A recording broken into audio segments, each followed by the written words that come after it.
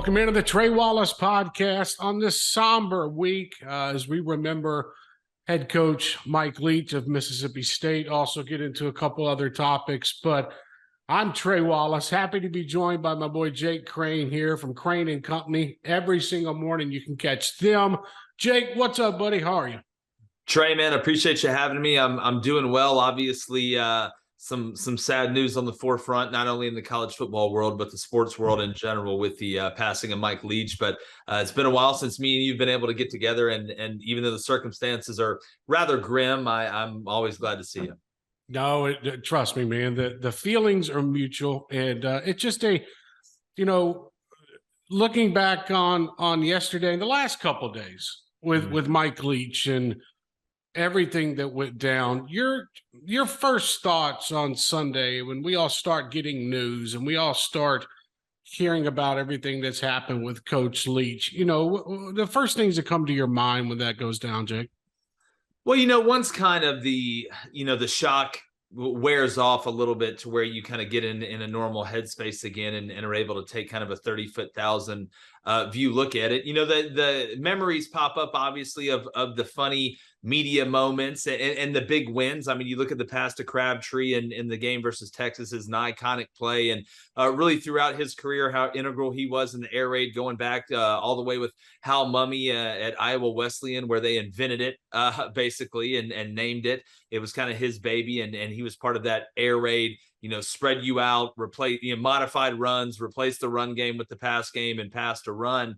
But the thing I think that I ended up getting the most from the sad news, outside of it not looking good and the shock value wearing off, as I mentioned, was that Coach Leach was something I think that we're losing more of in every day in our society. He was genuinely himself. Yes, he had his principles. He had his ideas, and whether you like them or not, he wasn't going to change them. And in a society like we're in today, where everybody goes with the woke mob or what's in or what's not going to get them, in trouble per se, or looked at as a terrible person, it was refreshing almost. So that's what I kept coming back to. That's what we talked about on the show, is just his genuine ability to be himself. And it's sad that that's an anomaly in society today, but it is. Isn't it crazy to have a coach like Mike Leach who was not afraid to say what was on his mind? It doesn't matter if it was post-game. It doesn't matter if it's a midweek conversation. It doesn't, I went back and watched something last night, Jake, and he was talking about student debt and how he would rather spend a month in jail than have to pay off his student debt, and how it hurts society and it hurts the kids and they can't get out of it and whatnot. But he was not the one to ever hold back on anything. And you couldn't, I don't think the ADs at Tech, at State, at Mississippi State, and I was referring to Washington State, I don't think they wanted to hold him back. He was his own type of man, and I think that's what made him special, brother. Yeah, no, and that he's an old school football coach at heart too. If you kind of see the way he goes about things, so it's such a unique blend. You could go across the globe, and I don't think find another person that's super similar to Mike Leach and his personality.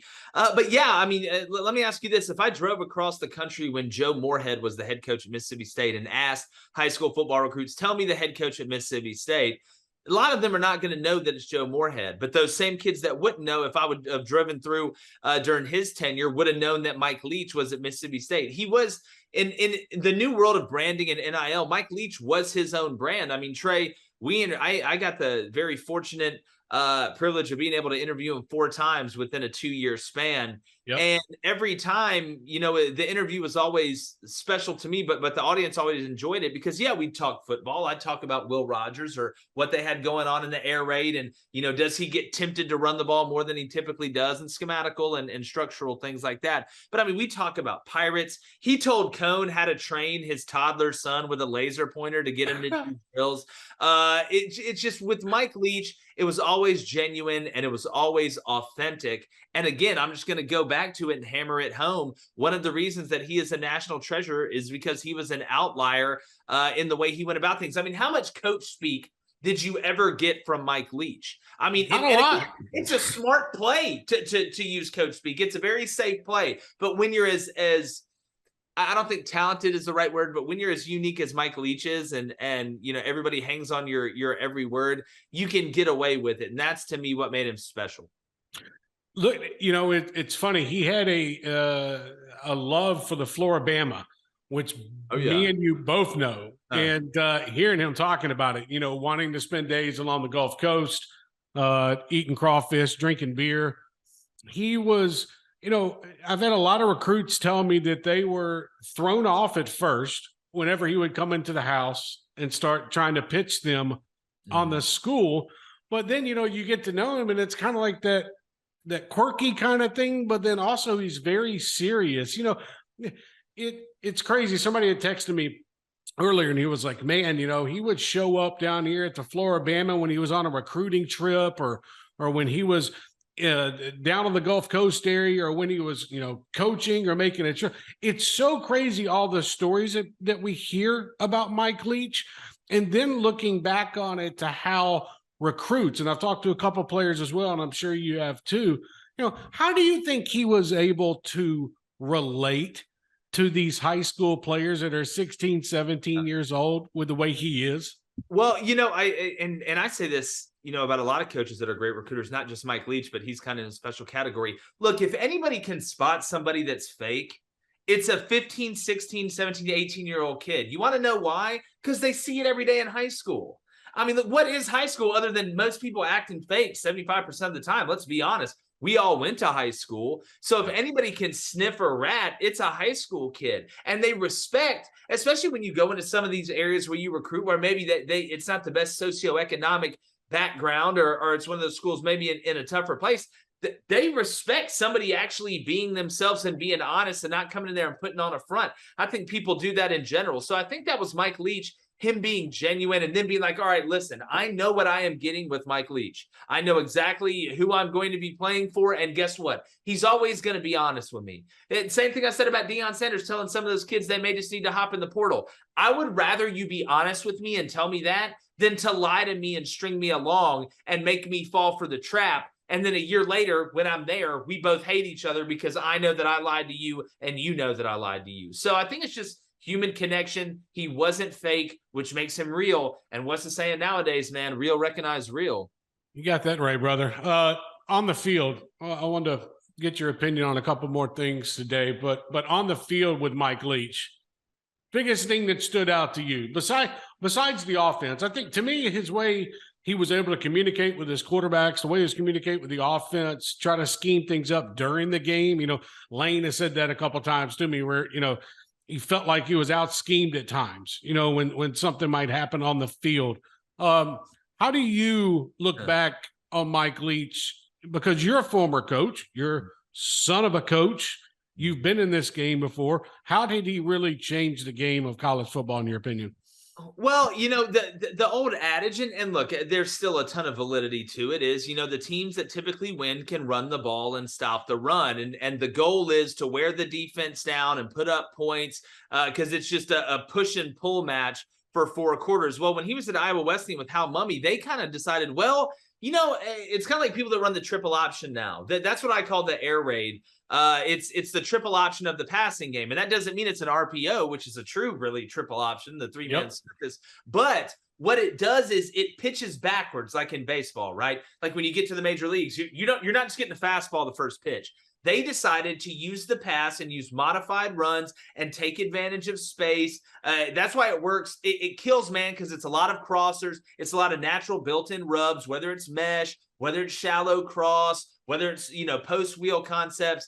But it basically took away the run on first down. Now you're throwing the hitch or throwing the check down, as opposed to saying, all right, we're going to bash our head against the wall on first down, try and get in 2nd and 6. Maybe we pop a run. It went against what everybody thought was the main ingredient to be able to win a national championship. And now we see those concepts all over college football still. I mean, you look at Philip Montgomery, it started a whole wave. I mean, hell, Trey, you got to get a certificate to be considered an air raid guy. Like this is like the skull and bones of football. They're just not letting any Joe Schmo walk in there and put his whistle on the table like he knows what's going on. So there was a lot of new wave and kind of risky elements back in the day that we just call balance now. It's crazy to think that he won't be on the sidelines January 2nd in a stadium that a pirate ship, Raymond James Stadium, it just all fit together.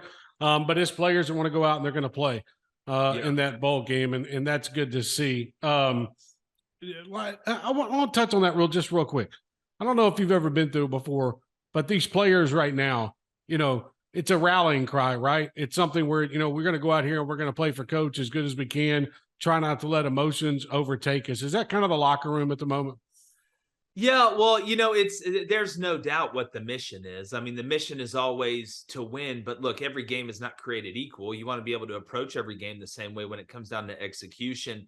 But it falls on leadership. I mean, this is what Coach Leach, now, and it's, I don't mean this to sound cliche or that, he knew it was coming or anything like that, but this is what a head coach prepares these young men to do, not just if something happens to him, but all of a sudden you're done playing football. You got a wife and 2 kids and a mortgage, and you got to pay the car payment and the electric bill and the water bill. And that alarm clock rings at 6 a.m. You're going to get your ass up and go to work because it's about being the leader. It's about going through adverse times. Anybody can have fun when it's easy. Anybody can feel good when it's easy. But in these times where you're going out there and it's tough, and you need each other. That's what all the training is for. That's what this game is really about. It's not about touchdowns. It's not about tackles or interceptions or fumbles. It is the greatest teacher of life, and you're going to see that on display in Raymond James Stadium on December 2nd. All right, Jake. January 2nd, sorry. January 2nd. Dude, all the days are getting messed up nowadays. It's the holiday season. Hey, I want to touch on Deion Sanders for a second with you taking the Colorado job. First off, your opinion on him leaving Jackson State's not too big to do. Taking a job like Colorado, is that the best spot for him to take the next step in college football as a school like that? Yeah, I think it's like I call it the good luck Chuck portion of your coaching career. It's the one you're with before you're with the one that you're with. That's the one you fall in love with, right? Right. Yep. I think this is a bridge job. And, I'm going to be honest with the way it's looking right now for Florida State. I said this on the show today. They get Jaheim Bell. You got to think Jordan Travis is coming back for his senior year. They return enough guys with experience that know how close they were. FSU could legitimately make the playoff next year. It's still going to be a 14 playoff next year. We got one more year to wait until the 12 team. FSU in that conference with a young quarterback at Clemson, that's a team to watch out for early in 2023. So I don't think the Florida State job is going to be open for a while. But when you look at some of the brands and already the PR headlines that have been made by Deion leaving, and listen, did I sit there and watch him say, well, I want to get the HBCUs back where they need to be, and I'm in this for the HBCUs? Yes. But look, man, I'm a capitalist. Like you got a chance to upgrade yourself and do something that you love at a higher level. Yes, take that opportunity. A lot of people say a lot of things, but I think he's going to do well there. Now, what is well at Colorado? They can get to a bowl game next year and win 7-8 games the next year. I don't think he's going to be at Colorado for 3 years, but they're going to have the players. The question is not whether Deion Sanders can get the players, because there's so much more that goes on at that level of football when your team isn't more talented than the other team on a regular basis. It's the periphery stuff. We know about roster management, things like that, the little things. So that's what Deion's going to continue to learn and continue to grow as a coach, because it's just like anything. You never stop learning as a head coach. You're never there yet. You continue to learn. And I think this is the place before the place that Deion really takes it to the next level if he's going to do that. Is it smoke and mirrors, or is Colorado a hot spot right now for players besides the fact of Deion? Because you can only take so many players. Yeah. So I think that's the big thing that we have to look at when it comes to this too, and their NIL, how they're going to phrase that. Is Colorado maybe? I don't know if this comparison is going to work out. When Lane Kiffin took the Ole Miss job, Ole Miss kind of became, that's kind of the cool school to go to now with Lane Kiffin. Is Colorado the cool school now with Deion Sanders? Oh, for sure. Because look, there's a couple things that go into this. A lot of people think it's just, Deion Sanders is going there and these kids know who Prime is and they want to go play for him. That's a big part of it. Obviously, duh. I mean, you don't have to be Sherlock Holmes to figure that out. But another thing is, this is the business era of recruiting. It's always been a business, but now it is a more refined business. There are representatives. We have companies that are involved right now in the public eye, and it's allowed. There is going to be money that follows Deion Sanders to Colorado. And these kids realize how much they can make in these NIL deals. So if I'm a big-time player that can go play in a place where I know other great players are going to come, which is another part of the ingredient, and I'll have the opportunity for massive NIL deals at the end of the day, that's what it's about. We are done with the era of, oh, well, my dad played here, so I'm going to play there. I'm from here. I'm going to play here. It is truly it's NIL is not all we're seeing. If Bryce Young wants to go do a commercial for Dr. Pepper, that should be between Bryce Young and Dr. Pepper. That is name, image, and likeness. These collectives that we're seeing where they're finding basically ways to just pay to play, that's a totally different animal. I think we're going to see that a lot more, unfortunately, because the NCAA has decided to say, okay, you guys go do your thing. We'll just sit back and watch it as it all implodes. So I just feel like college football is heading in a different direction. Hey, I want to hop outside just for a second with the college football playoffs, your early take on the matchups right now, Michigan, TCU, Ohio State, Georgia, two different games, like just totally different types of games I think we're going to see. But your overall take, let's start with Michigan, TCU. Yeah, I don't think a lot of people are giving TCU a chance in this game. And I agree. And the one thing that they have, you have a wide receiver core that's top 5, maybe top 3 in the country when everybody's healthy. I mean, Darius Davis, you got a little witch running around out there. You got Johnson, who's a monster. You go 4 to 5 deep, really, in that wide receiver core that can hurt you with a good back, and you have experience.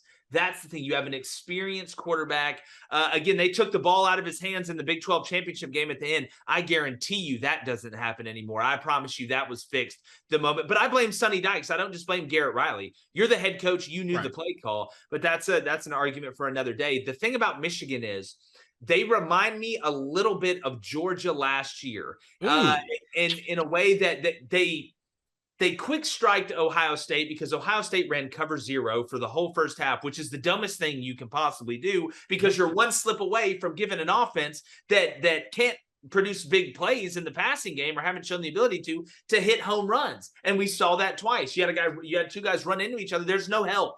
There's absolutely no help when you run cover 0. It was arrogant. It was an arrogant busting off 40, 50-yard runs. Yeah. That's it. You know what? That's play zone. You play zone, run 2-man on third down when you know it's passing situations, and make J.J. McCarthy beat you with his arms. You don't. It's too much. That's like putting it on green every time in roulette.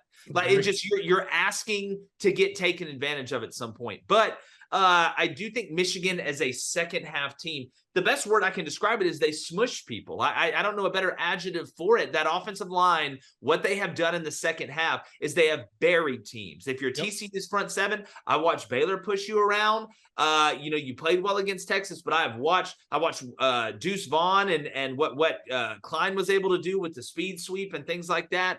So I don't know if TCU is going to be able to stop the run consistently. They may do it early. I like Michigan in the game, man, but I think it's going to be closer than what people think. Max Duggan and them are not going down with a fight without a fight. That's what I'm thinking. I honestly think this is a game going into the fourth quarter, and if Michigan somehow breaks it, they break it. Maybe with a couple of runs, sets things up. But I think this game is going to be a fight.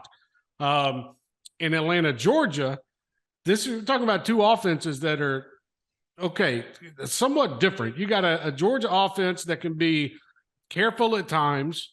You got an Ohio State offense that wants to ding-dang you whenever they can down the field, with Harrison and whatnot, and Stroud throwing the football. We'll see what their running backs look like once kickoff gets here.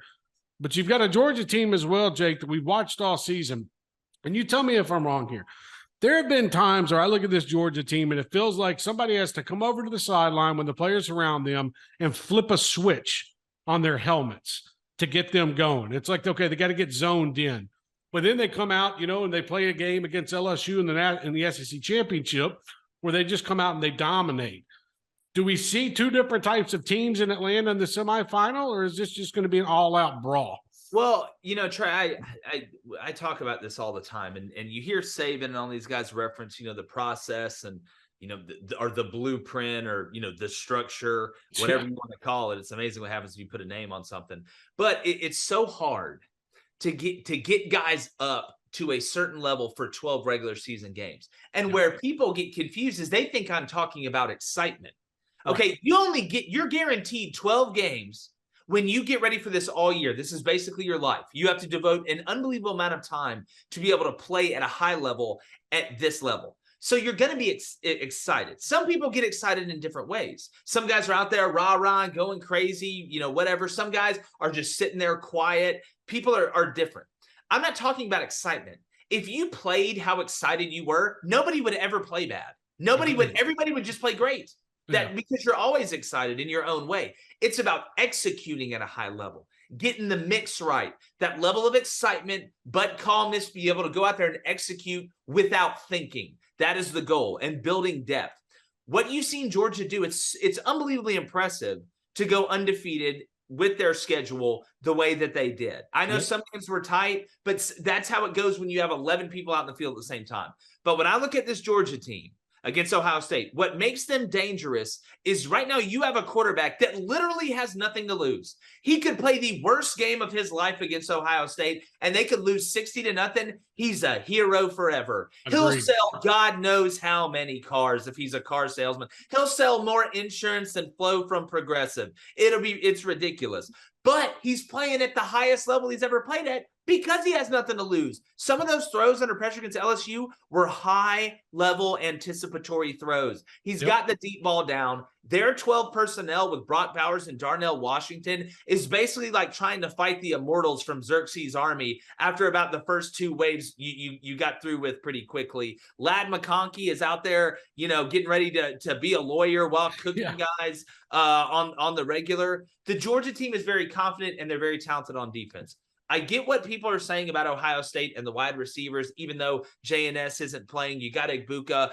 You got Marvin Harrison Jr. Stover's really nice at the Y. Your backs are going to be healthy. I feel like the TCU-Michigan game is going to be closer than the Georgia-Ohio State game because C.J. Stroud does not ball out in big games. And what he's about to see from this Georgia front seven, they're going to throw the ball a lot. They're going to throw it a lot. If I was Ohio State, I'd run it a lot more than what people thought. I like Georgia by at least a touchdown in this game. I don't disagree with you. Seeing Georgia up close on the field in person 3 times this year, that defensive line, that front seven is ferocious. Jalen Carter's lifting grown men up. He's tackling grown men with one arm and holding number one in the air with the other arm. He's like that. Georgia, it's like they found all the kids who were just monstrous in 5th grade. They already had the facial hair, and they just put them on the same team. They're just going, that's what it looks like to me. It's going to be a beautiful time. Bowl season is going to start this weekend. We've got other bowl games going on. We got the Orange Bowl between Clemson and Tennessee. We've got the Sugar Bowl, other small matchups as well that I'm looking forward to. It's going to be a lot of fun over the next month. Jake, tell everybody where they can follow you, your fantastic work, your show, and everything that you do every single day.